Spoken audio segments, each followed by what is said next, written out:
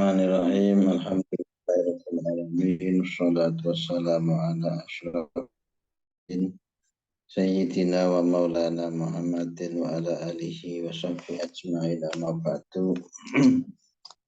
Alhamdulillah masih bisa bertemu lagi dalam ngaji online syarah Tangguh Qaul. Kemarin terakhir bahas tentang salam. Salam itu merupakan tahiyatun, penghormatan, limillatina, untuk agama kami. Jadi agama Rasulullah SAW itu diberikan satu salam, diberikan penghormatan berupa salam. Assalamualaikum warahmatullahi wabarakatuh. Itu salam. Dan salam itu adalah salam yang paling sempurna. Itu sekhot salam yang paling sempurna. Assalamualaikum warahmatullahi wabarakatuh. Paling sedikit ya assalamualaikum. Kalau mau sempurna ya tambahi wabarakatuh. Warahmatullahi wabarakatuh. Jika seseorang diberikan salam oleh orang lain, dia bisa menjawabnya dengan seperti apa yang diucapkan oleh orang lain tersebut. Assalamualaikum ya waalaikumsalam. Tapi kalau mau lebih baik ditambahkan kalimat doa yang lebih. Jadi assalamualaikum warahmatullahi wabarakatuh. Dia jawab Waalaikumsalam warahmatullahi wabarakatuh. Tambah. Pada suatu saat ada juga Rasulullah lewati anak kecil itu ya. Assalamualaikum ya Sibyan. Mengucapkan salam. Itu tuntunannya salam, bisa ditambahi. Kalau yang lain pakai warahmatullahi wabarakatuh. Kalau mau ditambahi bisa. Ditambahi wa maghfiratuhu wa ridwanuh. Keselamatan bagi kalian, rahmat Allah bagi kalian pula, keberkahannya juga bagi kalian, ampunannya juga bagi kalian, waridwanhu, dan keridhoannya juga bagi kalian. Sudah komplit. Kalau mau nambahin lagi yo kakean udah tidak ada itu. Qala Allah Ta'ala wa idza huyyitum bitahiyatin fahayyu bi ahsana minha aw rudduha. Kata Allah, apabila kalian diberikan penghormatan bitahiyatin, dengan suatu penghormatan, fahayyu bi ahsana minha, maka hendaklah hormati pula, balas dengan penghormatan yang lebih baik. Kalau tadi assalamualaikum ya dijawabnya assalamualaikum warahmatullahi. Assalamualaikum warahmatullahi, jawabnya ditambahi wabarakatuh. Kalau wabarakatuh kalau mau ditambahi ya, walaupun ada agak asing ya, wa maghfiratuhu wa ridwanuh. Auruduha, atau cukup dijawab dengan apa sesuai yang dia salamkan kepada kita. Tapi kalau mau lebih baik, yaitu tadi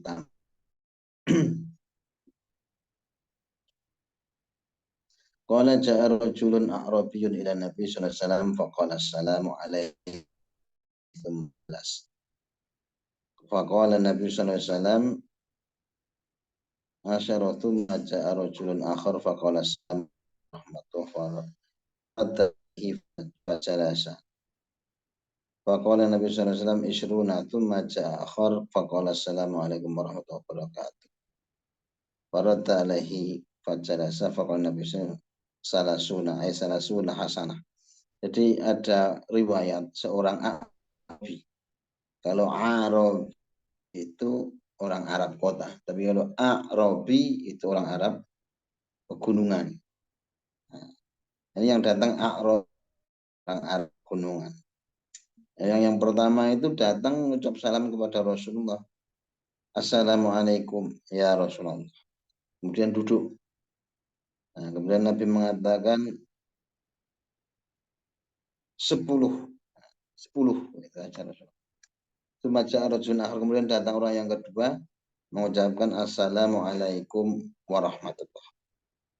Kemudian Rasulullah menjawabnya fajalasa, kemudian dia duduk.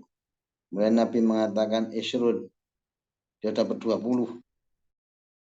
Dan datang lagi orang yang ketiga, assalamualaikum warahmatullahi wabarakatuh. Dan Rasulullah menjawabnya.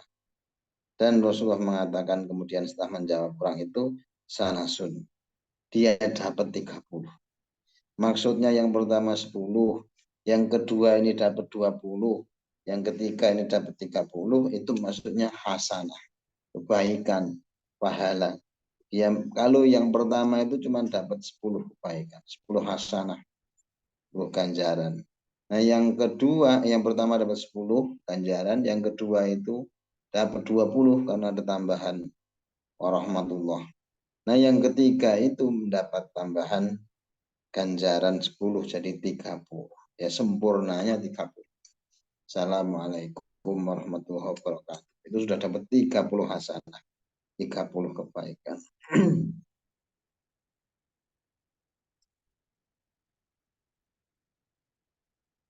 Kemudian Rasulullah SAW mengatakan, fayaqulullahu Nabi SAW, Assalamualaikum ya Rasulullah. Ini ada seorang sahabat mengucapkan salam kepada Rasulullah SAW. Rasulullah menjawab, waalaikumsalam warahmatullahi wabarakatuh wa maghfiratuhu wa ridwanu. Jadi yang tadi ya. Jadi Rasulullah sempat membalas salam seorang sahabat itu dengan jawaban yang panjang. Nah, setiap doa itu diberikan pahala 10 kalinya, 10 hasanah. Nah, kalau kita mau sampai terakhir itu jadi 50. Kalau yang tiga itu Assalamualaikum 10, warahmatullah 10, barakah 10, maghfirah 10, ridwan, keridhaan itu 10 jadi 50. Fakila ya Rasulullah, tusallim ala hada salaman ma tusallimuhu ala ahad min ashabi. Qala wa ma bimakna min dhalika wa huwa yansorifu bi ajri bi sighati asri rajulan. Demikian dikatakan Rasulullah bahwa sighotnya Rasulullah yang 5 tadi itu sebagaimana sighotnya 10 orang laki-laki. Demikian dikatakan dalam kitab Al-Adhkar Imam Nawawi. Dan kitab Al-Ghunyah, kitabnya Syekh Abdul Qadir Al-Jilani. Itu salam ya, kemarin cuma ngulang sedikit salam. Bab sekarang adalah bab yang ke-19 tentang fadilah doa. Ini tentang doa. Qala Sayyid Syekh Abdul Qadir Al-Jilani la yanbaghi lil imam wal ma'mum an yakhruja minal masjid min ghairi du'ain. Jadi Syekh Abdul Qadir Al-Jilani mengatakan bahwa tidaklah baik, kurang baiklah, kurang sempurna apabila seorang imam dan makmum itu kedua-duanya keluar dari masjid tanpa berdoa dulu. Doa itu mukhul ibadah ya, doa itu intisari ibadah. Jadi doa itu ada minimal rasa penghambaan, rasa butuhnya kita kepada yang maha kuasa. Jauh dari sifat kesombongan itu doa. Nah, orang yang nggak mau doa itu yang sombong. Jadi dia merasa tidak butuh. Semua bisa dilakukan sendiri. Nah, orang yang berdoa itu menyimpulkan bahwa dia butuh, dia lemah. Allah yang maha kuasa. Dia berdoa kepada Allah juga menghindarkan diri dari kesyirikan. Jadi, dua fungsi doa itu salah satu. Qala Allah Ta'ala, Allah berfirman, fa idza faraghta fansab wa ila rabbika farghab. Ai idza faraghta minal ibadah fansab fit doa. Ini sebuah tafsir ya. Dalam kitab ini dikatakan ada sebuah ayat fa idza faraghta fansab. Maka apabila telah selesai kalian mengerjakan sesuatu, fansab, maka segeralah beralih kepada pekerjaan yang lain. Nah, yang dimaksud di sini ai idza faraghta minal ibadah. Maksudnya ketika salah satu ibadah yang kamu kerjakan itu sudah selesai, rampung ya. Fansab bidu'ai, maka segeralah susul dengan kerjaan berupa berdoa, ibadah berupa berdoa. Jadi ketika ada orang sholat lamcing, salam belencing itu, dia kurang fansabnya ini. Faidah farogtanya sudah selesai. Ketika sudah selesai. Cuman kata faidah farogta itu kalau dalam kalam ilmu nahwu ya nggak sempurna, dia nggak mufid karena didahului kalimat syarat tapi nggak ada jawabnya. Faida farokta, selesai. Lalu kamu udah sholat, itu selesai. Ini sempurna nih kalimatnya. Ya, sholatnya juga kalau ada bolongnya ya nggak tertambah. Maka ada kalimat penyempurna yaitu fansop. Segeralah, susulah ibadahmu yang sudah kau selesaikan itu dengan berdoa. Kita contohkan sholat ya. Kalau sholat sudah selesai salam, ya kita wirid. Setelah wirid kita berdoa mohon kepada Allah kebaikan di dunia dan di akhirat. Dijauhkan dari malapetaka dunia dan akhirat. Nah, itu mau sempurna-sempurnanya ibadah ya itu. Jadi fa'idha faragba minal ibadah fansob ila doa. Maka ketika sudah selesai kalian melaksanakan satu ibadah, maka susullah ibadah yang sudah selesai itu dengan menutupnya sebagai kesempurnaan ibadah tadi, berdoa kepada Allah Subhanahu wa taala. Warghab fima indallahi, dan cintailah atau carilah, senangilah apa-apa yang dijanjikan oleh Allah Subhanahu wa taala. Ibadahnya senang karena Allah menjanjikan kebaikan untuknya, pahala, surganya, ketenangannya. Tujuannya Allah Subhanahu wa taala. Watlubhu minhu. Maka kita cari itu. Apa-apa yang Allah janjikan itu dengan meminta kepada Allah, berdoa lantarannya. Waqad jaa fil hadits an Anas bin Malik an Nabi sallallahu alaihi wasallam annahu qala idza qama al-imam fi mihrabhi wa tawattarat as-sufuf nazalat ar-rahmah. Jadi dalam sebuah riwayat di jalur Anas bin Malik dari Rasulullah SAW, beliau mengatakan apabila seorang imam itu sudah berdiri di mihrabnya, kemudian sofnya sudah tertata-rapi, maka saat itu pula turunlah rahmatnya Allah Subhanahu wa taala.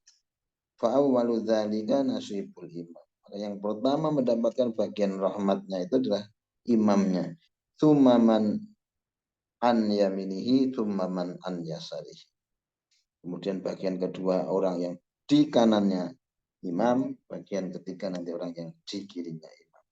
Demikian sampai akhirnya rahmat itu merata kepada seluruh jamaah. Tsumma yunati al-malaku Rabbiha fulanun wa khosira fulanun. Kemudian malaikat saat itu berseru. Dia mengatakan, oh si fulan sungguh beruntung. Oh si fulan sungguh rugi. Farabihu man yarfa'u yadahi bidu'a ilallahi ta'ala. Idza faragha min salatihil maktubah. Siapa orang yang dikatakan sebagai orang yang beruntung menurut malaikat tadi, ketika jamaah sudah siap berdiri, ya, terus kemudian ada malaikat yang mengatakan si fulan sungguh beruntung, si fulan itu sungguh rugi. Ya, siapa yang beruntung? Dikatakan bahwa orang yang beruntung adalah orang yang ketika dia sudah selesai dari sholatnya, idza faragha min sholatil maktubah, ketika dia sudah selesai sholat wajibnya itu, dia mengangkat tangannya, man yarfa'u yadayhi biddu'a ilallah. Dia mengangkat tangannya, menengadahkan tangannya memohon kepada Allah Subhanahu wa taala hajat hidupnya di dunia dan akhirat. Jadi tadi dia merasa bahwa dirinya masih lemah, tidak bisa berdaya upaya kecuali karena izinnya Allah Subhanahu wa taala. Berdoa juga punya makna jauh dari syirik, tidak menuhankan selain Allah Subhanahu wa taala, maka doanya kepada Allah Subhanahu wa taala. Nah, siapa yang rugi? Kata malaikat tadi, wal khasir walladzi kharaja minal masjidi bila du'ain. Yaitu orang yang tidak berdoa, orang yang tidak mau berdoa setelah selesai sholat maktubahnya tadi, keluar dari masjid. Fa idza kharaja bila du'ain, maka apabila orang itu keluar dari masjid sudah selesai sholat tidak mau berdoa, qalat si malaikat. Malaikat mengatakan, ya fulan istaghnaita anillah. Engkau telah merasa kaya dan tidak butuh Allah. malaka indallahi hajatun. Maka Allah tidak butuh terhadap apa yang kamu ibadahkan. Sholatmu itu Allah tidak butuh, kamu berdoa mohon kepada Allah tidak mau. Jadi sebuah bentuk keangkuhan apabila kita selesai melaksanakan ibadah, kita meninggalkan doa kepada Allah Subhanahu wa Ta'ala. Demikian mungkin waktu, kita kembalikan ke moderator.